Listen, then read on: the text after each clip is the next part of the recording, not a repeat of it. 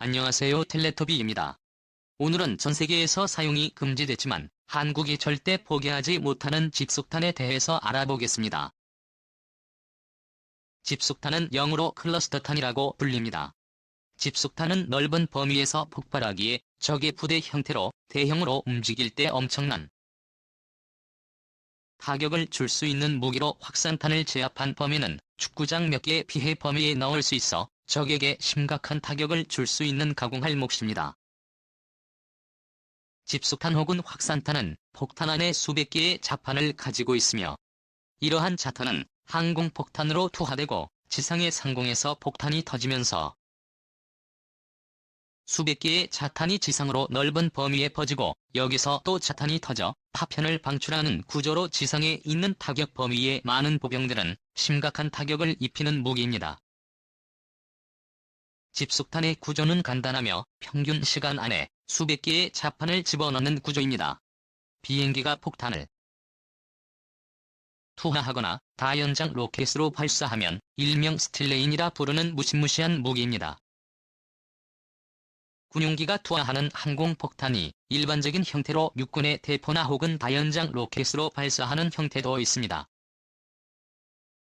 그러나 포탄이나 다연장 로켓을 발사할 때 상공폭탄에 비해 크기가 작아서 집속탄의 위력이 작아진다는 점이 있습니다. 다수의 전력을 상대할 때 아주 효과적인 폭탄으로 지상에 있는 대규모 병력을 쓸어버리기에는 적합한 폭탄이며 그만큼 무서운 폭탄으로 전 세계는 집속탄의 사용을 금지하고 있습니다.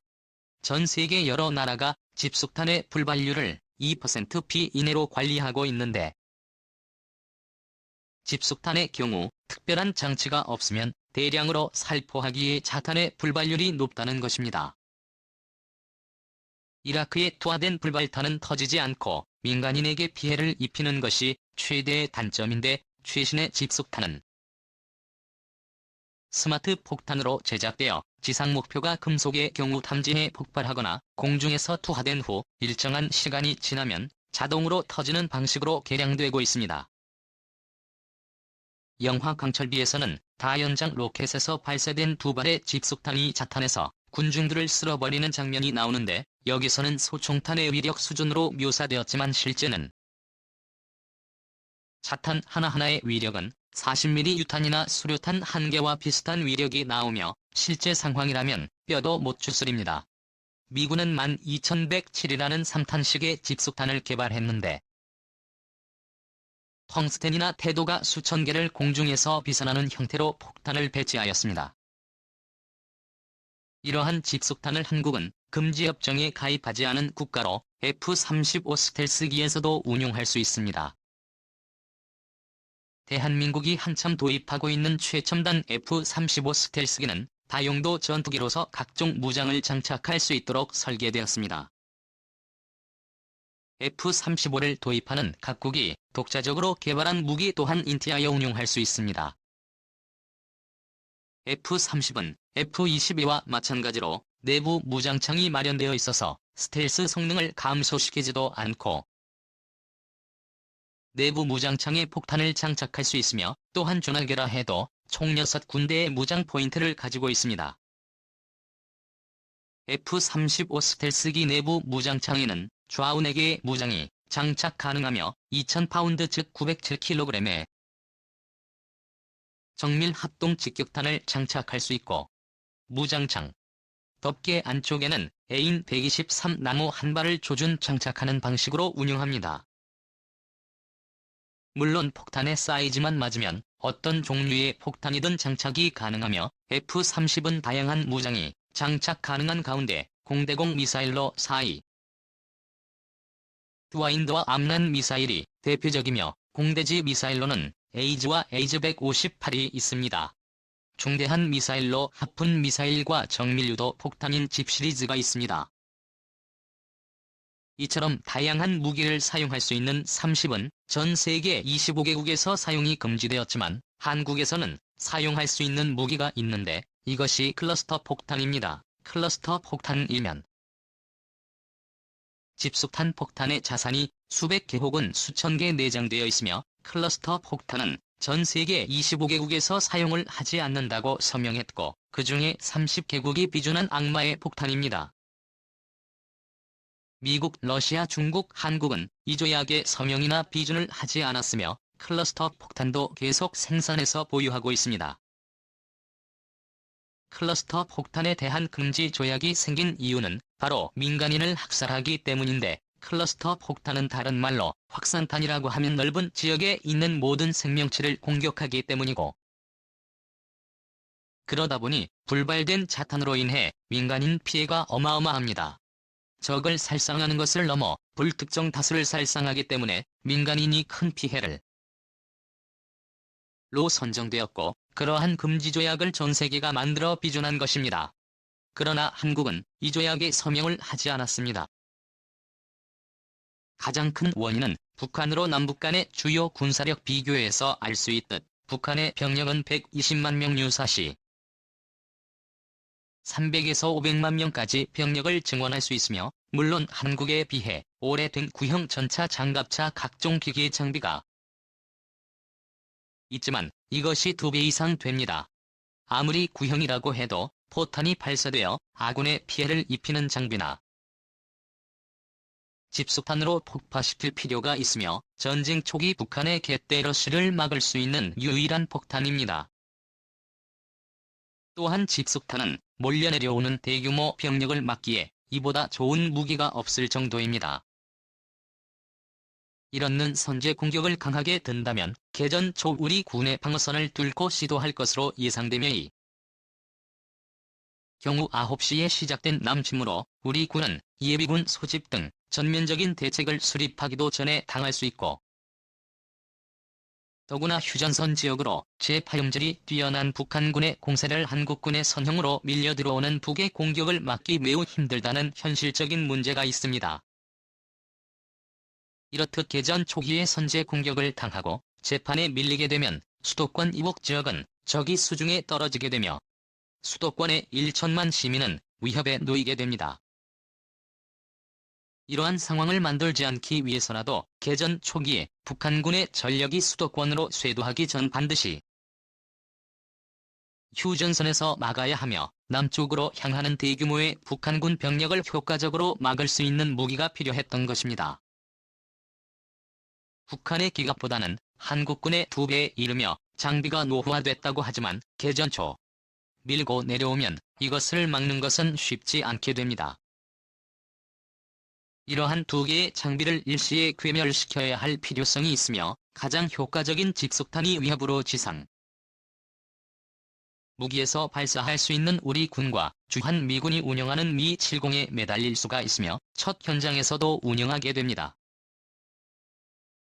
미칠 것을 알면 알겠으나 다연장의 한문에 바르게 2개의 보병대대의 화력과 비슷하며 다연장의 적을 대변한 밀집돼 이동하는 사단 병력을 괴멸시킬 수 있습니다. 북한군의 전차와 장사정포에 대응하기 위해 한국은 MMRS를 58대를 운영하고 있으며 자체 개발한 다연장은 앞으로 400문 이상을 배치할 계획으로 있습니다. 한국은 강철비를 뿌리는 다연장 로켓을 대량으로 보유하고 있는 이유는 심각한 안보 위협에 놓여 있으며 전 세계 유일한 분단 국가이자 언제든지 남북한이 전쟁에 돌입해도 이상하지 않는 특수 상황 때문입니다. 이러한 이유를 들어 한국의 확산탄 금지 조약에 서명을 거부하였습니다.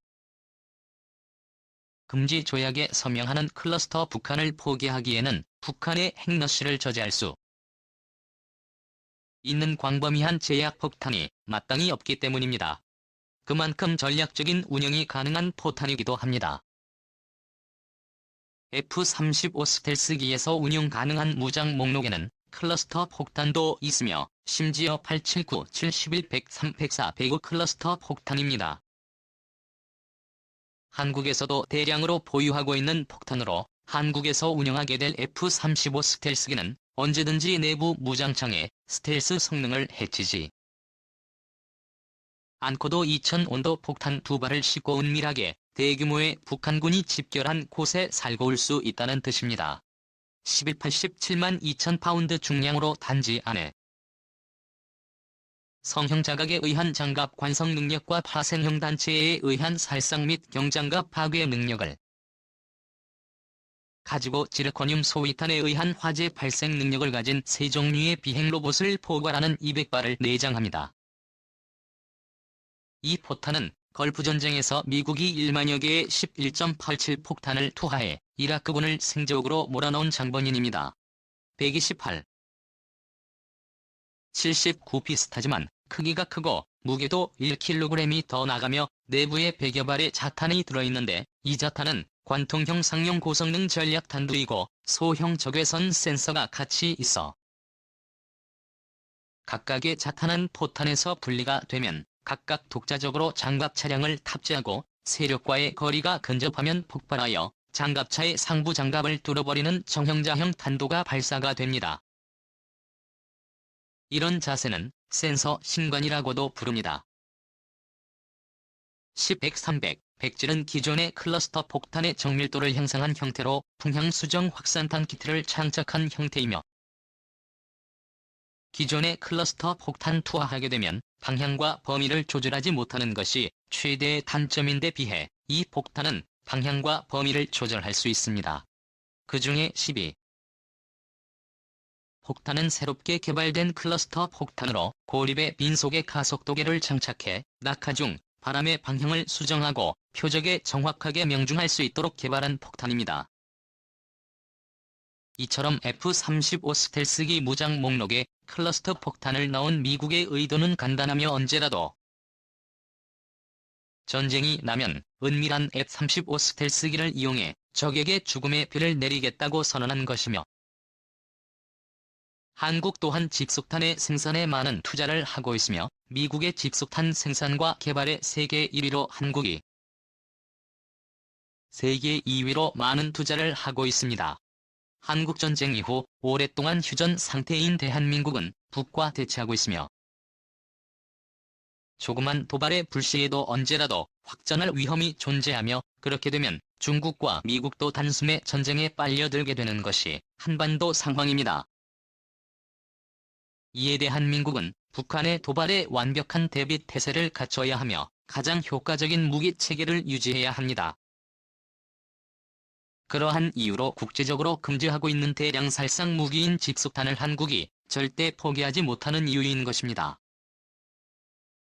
다연장 로켓으로 여러 종류의 로켓을 쏠 수 있지만 강철비로 유명한 집속탄을 탑재한 로켓을 지상에서 발사할 때